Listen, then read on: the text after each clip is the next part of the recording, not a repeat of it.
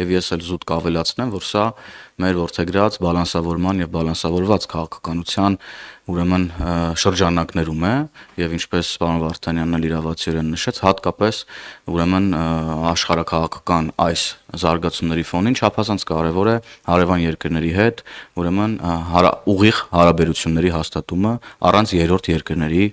միջամտության եւ միջնորդության։ Եվ անդրադառնալով միջամտությանը ձեր մյուս հարցին կապված Սամվել Կարապետյանի հետ, դուք ասում եք վարչապետը սպառնաց եւ Սամվել Կարապետյանի նկատմամբ քրեաիրավական գործողություններ տեղի ունեցան։ Ոչ, Սամվել Կարապետյանը սպառնաց եւ նրա նկատմամբ քրեաիրավական գործողություններ տեղի ունեցան։ Ես քրեաիրավական գնահատական բնավ չեմ կարող տալ եւ չեմ էլ պատրաստվում տալ որպես քաղաքական գործիչ, բայց երբ որ այլ երկրում կենսական շահեր ունեցող մարդը գալիս է եւ տվյալ քաղաքական իրավիճակում, տվյալ կոնտեքստում հայտարարություն է անում օգտագործելով խմբակ եւ տարբեր այլ արտահայտություններ, ասելով, որ քաղաքական գործիքակազմը կամ քաղաքական գործիչները եթե չկարողանան, ասել է թե եթե քաղաքական գործիքակազմը չաշխատի, մենք ուրեմն մեր ձևերով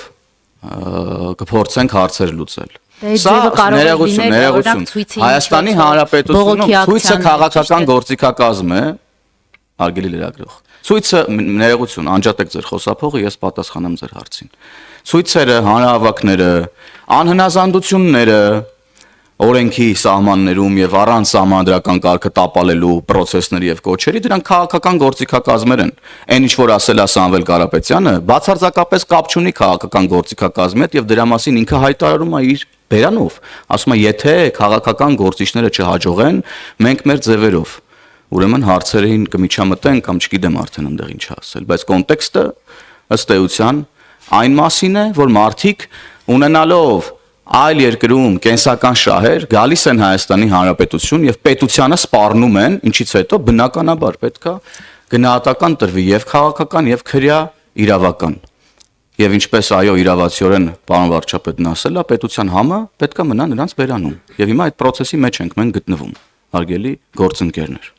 Իսկ մնացածը գտնվում է քրեաիրավական տիրույթում եւ եթե պարոն Վարդանյանն այս առումով ավելի մանրամասն ասելիք ունի, ներողություն դիտարկում, եթե պարզվեց այդ քննության ընթացքում, որ նա բռնությամբ իշխանությունը զավթելու կամ պետության դեմ որևէ գործողություն իրականացնելու մտադրություն չի ունեցել, նրան ազատ կարձակեն, այսինքն եթե նա փորձի բացատրել, թե ինչ նկատի ուներ, որովհետեւ սա դիտարկվում է եւ քաղաքական գործիչներ եւ ընդդիմության կողմից որպես քաղաքական հաշվեհարդար։ Տեսեք, նախ ասենք նրանից, որ պետության մեջ այլ պետություն գոյություն ունենալ չի կարող։ Սա ամենավատ, ամենավտանգավոր երևույթն է, որ կարա գոյություն ունենա ընդհանրապես որևիցե երկրի համար։ Սա տապալված պետության ձևավորման լավագույն եղանակ վատթարագույն կամ լավագույն կամ վատթարագույն եղանակներից մեկն է, երբ դու ունես պետություն, բայց պետությանը զուգահեռ ներսում ձևավորում է պետությանը նմանակող մեկ այլ կառույց։ Եվ այս տեսանկյունից իհարկե չի կարող լինել որևիցե իշխանություն Հայաստանի Հանրապետությունում, որը չի հանդիսանում Հայաստանի Հանրապետության իշխանությունը, որը նախատեսված է սահմանությամբ։ Այդ տեսանկյունից եւ մեր քաղաքական գործիչները եւ մեր քաղաքացիները եւ այն անձինք, ովքեր որևիցե եղանակով մասնակցում են քաղաքական կամ այլ գործընթացներին, պետք է հաշվի առնեն, որ ցանկացած կոչ, ցանկացած ելույթ, ցանկացած հրապարակում, որը գտնում է սահմանադրության եւ օրենսդրության շրջանակներում, ընդունելի է եւ պաշտպանվող է։ Սա է զուգահեռ ցանկացած տեսակի իրական սպառնալիք, որը կարող է դրսևորվել այնպիսի եղանակներով, որը կարող հանգեցնի սահմանադրության մեջ նախատեսված ընթացակարգերի խարխլմանը, չի կարող անտեսվել։ Քրեաիրավական գնահատական իհարկե մենք չենք հնչեցնի, որովհետև մենք դատարան չենք։ Հայաստանում արդարադատություն իրականացնում են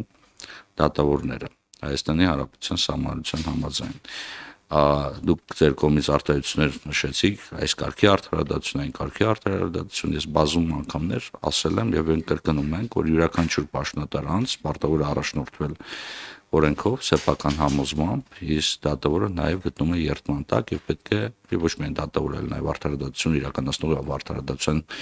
իրականացման օժանդակող բոլոր կառույցները գտնվում են երթման եւ համապատասխան պարտավորությունների ներքո եւ նրանք պետք է կատարեն իրենց պարտավորությունները։ Ես չեմ ուզում քրեիրավական որոշակի գնահատականներ տալ, որտեղ այդ գնահատականները մերը չեն եւ չեմ ուզում որ սա դիտարկվի որպես որևիցե եղանակով միջամտություն արդարադատության իրականացմանը, բայց առնվազն մոտավորապես պատկերացրեք, որ պետական իշխանությունը գալիս է որպեսզի օրենքով նախատեսված գործընթաց ծավալի եւ բախվում է մի այս բaragայում ես խմբակ եզրույթ օգտագործում խմբակի հետ, որը ասում է պետական որոշումը չի կատարվելու։ Սա այդ failed state-ի կամ տապալված պետության